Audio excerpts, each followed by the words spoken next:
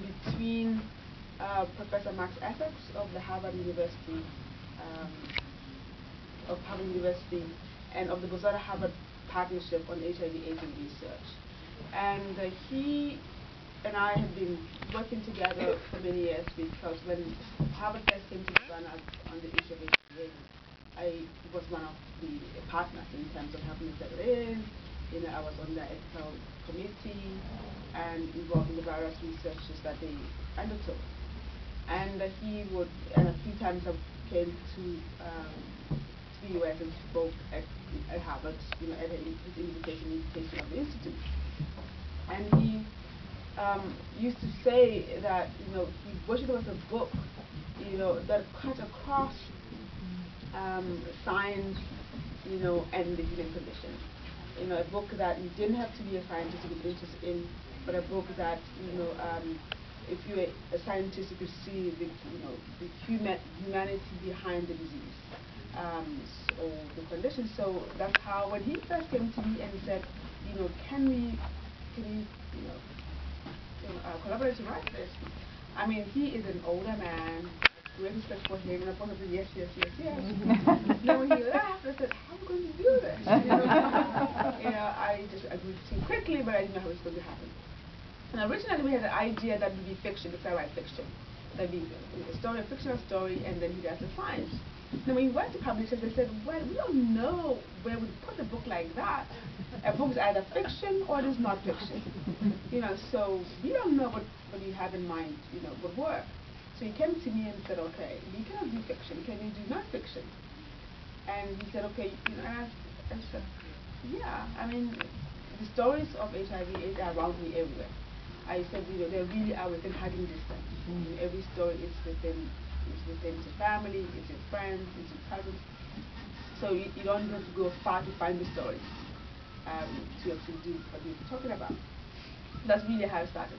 And then we were thinking about a title. And he was surprised.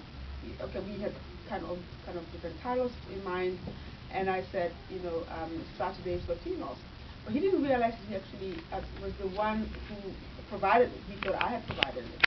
But at one of the talks that at a lecture we had at Harvard, he made the comment that, in Botswana, it seems like every Saturday is for females. And I remember that from what he said, so it came kind of natural. And what does it mean? It means actually factually that in Botswana, funerals are conducted on Saturdays. Hardly ever on Saturdays, not midweek.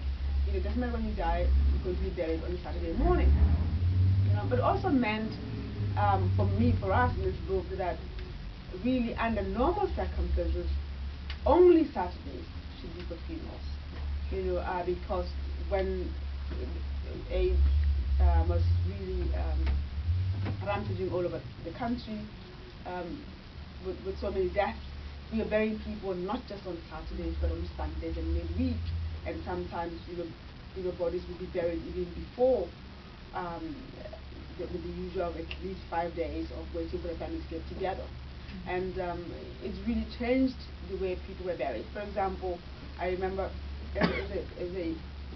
before HIV/AIDS, if there was a funeral procession, you would actually get off the road in your car to allow it to pass. And not only that, if you're walking, you would actually stand and sit down and wait for it to pass.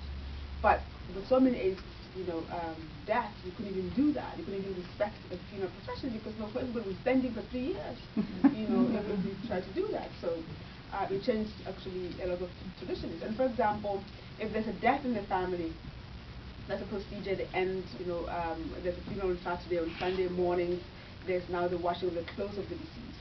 The whole, everything is washed. Things that have to be dead are brushed, and shoes are polished, and everything is done and put it into trunks. And that usually is saved for a whole year when they go to the ceremony of now opening the trunks and now distributing the personal possessions to family members. And typically, the children will be the first to choose, and then they will just really, all the circles, to drop everything around so that everybody has a piece of that they can own from the deceased. That changed because people couldn't wait the 3 years anymore, because there's also a rule that generally another death cannot find dead clothes in the house. So if there's a death, you have to distribute those before that, because otherwise you're collecting death in the house. So obviously now those traditions have to change, because there was going to be another death within a year. It was just how it happened. So it changed a lot of things about that. And whenever there's a death in Botswana, a cow dies. At least one cow dies, because you cannot have a funeral without meat and cattle, cow meat. So of course, there were so many deaths that I swear even cattle began to recognize it. Whenever I see women with scarves, they think, oh my God, one of us is going to go. One of them is gone.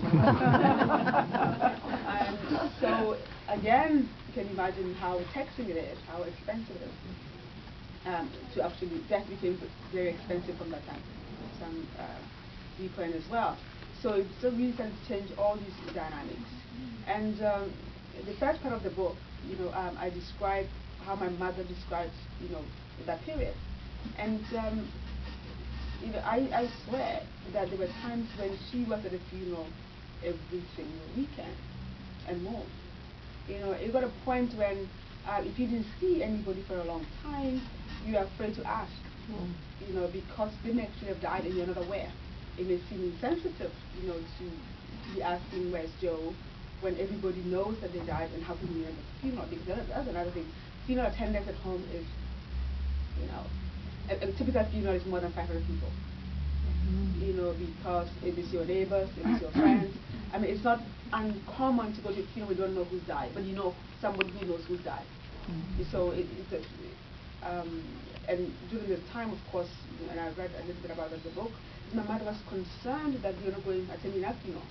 And she said, look, when I die, who's going to bury me, because you people you live in town, but I said, look, we're burying other people too, people we work with, because the whole thing just went crazy. I mean, I'm happy to say that things have changed somewhat, since that time, primarily because of ARVs, primarily because we understand more about HIV/AIDS, primarily also because that the babies don't have to die anymore. It's possible to have a baby without the virus because of the medication that's there. And so the bleak picture, of 2002, 3, and 4 has changed a lot. I have not been to a funeral in a while, and that's a good thing. So that's really the background, the background to this book, Subjects of Funerals. So it presents textual account, and then a scientific account by Professor Essex, who now describes the disease. So with that, I will read from